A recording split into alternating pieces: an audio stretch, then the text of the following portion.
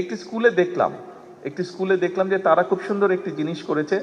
Light, আমাদের যেরকম traffic light থাকে, লাল, হলুদ এবং সবুজ ট্রাফিক লাইট থাকে, ওরকম স্কুলের মধ্যে বোধহয় ট্রাফিক লাইট করেছে, এবং ওই ট্রাফিক লাইটের মাধ্যমে তারা বোধহয় ওইটা কন্ট্রোল করে, তারা তখন ক্লাসে ঢুকে যায়, যে কখন ক্লাসে ঢুকতে হবে কখন না। খুব সুন্দর একটি সিস্টেম। কিন্তু এইরকম জিনিসগুলো, অর্থাৎ রাস্তায় চলার সময় লাল দেখলে থামতে হবে, রাস্তায় চলার সময় সবুজ দেখলে যেতে হবে, হলুদ দেখলে থামার প্রস্তুতি নিতে হবে, এই বিষয়গুলো, এই শিক্ষাটি, আমি মনে করি এই শিক্ষাটি শুধুমাত্র প্রাথমিক টিচার যারা আছেন তারাই একমাত্র এটি বাচ্চাদের মনের মধ্যে দিয়ে দিতে পারবেন।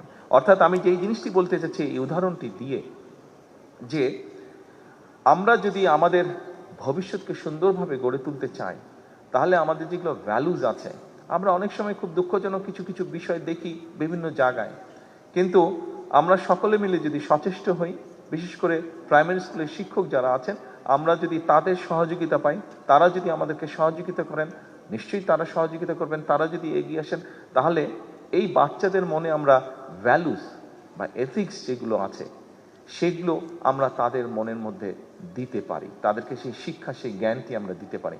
এবং আমি মনে করি ব্যক্তিগতভাবে একটি জাতির জীবনে যদি এথিক্স এবং ভ্যালুস শিক্ষা থাকে, তাহলেই আমরা একটি শক্তিশালী, সুন্দর, ডিসিপ্লিন একটি জাতি হিসাবে আমরা গড়ে তুলতে পারবো ধীরে ধীরে নিজেদেরকে। আমরা আগামী দিনে সিলেবাসগুলোর মধ্যে আমাদের বিভিন্ন সামাজিক বলেন, ধর্মীয় বলেন, যে এথিক্স বা ভ্যালুসগুলো আছে, পারিবারিক ভ্যালুস বলেন, সামাজিক ভ্যালুস বলেন, ধর্মীয় ভ্যালুস বলেন, এইগুলোকে আমরা ইনক্লুড করতে চাই।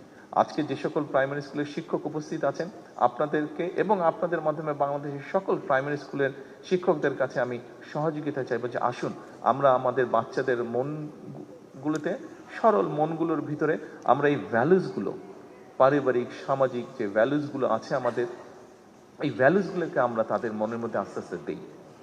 আমি আরেকটি জিনিস মনে করি, যে শুধু বাচ্চাদেরকে পড়ালেই হবে না, শুধু ক্লাসরুমে আসবে, ক্লাসরুমে পড়বে, আবার বাসায় চলে যাবে। আমি মনে করি তাদেরকে আমাদের কালচার, এই যে আমরা এখানে এত সুন্দর কালচারাল শো দেখলাম, আমরা শুধু এই কয়েকজনের মধ্যে না রাখি সীমাবদ্ধ, আমরা সরকার থেকে উদ্যোগ নেওয়ার চেষ্টা করছি। আমরা যদি শিক্ষকদের সহযোগিতা পাই, নিশ্চয়ই আমরা সেটি সকল বাচ্চার কাছে পৌঁছে দিতে পারবো। কারণ একটি জাতি শুধু যদি শিক্ষা থাকে, তাহলে কিন্তু আমার মনে হয় না জাতি হিসাবে তারা শক্ত বুনিয়াদের উপরে গড়ে উঠতে পারবে। শিক্ষার সাথে সাথে যদি কালচার না থাকে, একটি জাতির নিজস্ব, যা শত হাজার বছর ধরে গড়ে উঠে, কালচার বা ঐতিহ্য গড়ে উঠে, এই বিষয়গুলো আমাদের বাচ্চাদেরকে জানাতে হবে, এই বিষয়গুলো তাদেরকে আমাদের ভিতরে দিতে হবে। অবশ্যই খেলাধুলাটা অবশ্যই থাকতে হবে। আমি মাঝে মাঝে যোগ করে বলি যে বাচ্চাদেরকে দেখবেন, বিভিন্ন সময় আমার সাথে যখন বাচ্চাদের দেখা হয়, আমি তাদেরকে পড়ালেখার কথা হয়তো বলি, কিন্তু বেশি করে আমি বলি তাদেরকে খেলাধুলা করতে। কারণটা হচ্ছে, এটার পিছনে একটি কারণ আছে, ডিটেল আমি অতভাবে বলতে পারবো না, যতটুকু আমি বুঝি, এবং আমরা জিনিসটা সবাই জানি।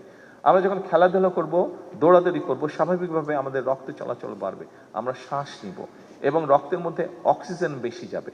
অক্সিজেন যখন বেশি যাবে, রক্ত চলাচলটা আমাদের ব্রেইনের মধ্যেও যাবে, এবং ব্রেইনের মধ্যে যখন যাবে, ব্রেইনটা মোর এফেক্টিভ হবে যখন সে মোর অক্সিজেন পাবে। সেই জন্য আমি বলি যে বাচ্চারা তত শার্প হবে। খেয়াল করে দেখবেন, অধিকাংশ ক্ষেত্রে বাচ্চারা তখন বেশি শার্প হয় যখন বাচ্চারা বিভিন্ন অ্যাক্টিভিটিসে তারা পার্টিসিপেট করে। কাজে আমাদের বাচ্চাদেরকে যদি শার্প করতে হয়, তাদেরকে অবশ্যই খেলাধুলা, কালচার, এইসব ইভেন্টে তাদেরকে আরো বেশি পার্টিসিপেট করাতে হবে। আজকে প্রথমেই বক্তব্যের শুরুতে বললাম যে আজকে আমি একটি বৃক্ষের চারা রোপণ করেছি, একই সাথে বহু স্কুল কানেক্টেড ছিল। আমার সামনে একটি বড় মনিটর ছিল, এত বড় না, একটা ছোট মনিটর ছিল, সেখানে প্রায় অনেকগুলো স্কুল কানেক্টেড ছিল, এবং প্রায় 2 লক্ষ বৃক্ষ আমরা রোপণ করেছি। আজকে বন্ধুরা, ছোট বন্ধুরা, তোমরা যারা আজকে এখানে উপস্থিত আছো, তোমাদেরকে এবং তোমাদের যে সকল বন্ধুরা আসতে পারে নাই, তোমাদের সহপাঠীরা যারা আসতে পারে নাই, সকলের কাছে আমার একটা মেসেজ পৌঁছে দিতে হবে। কে কে পারবে মেসেজটা পৌঁছে দিতে? হ্যাঁ, থ্যাংক ইউ ভেরি মাচ।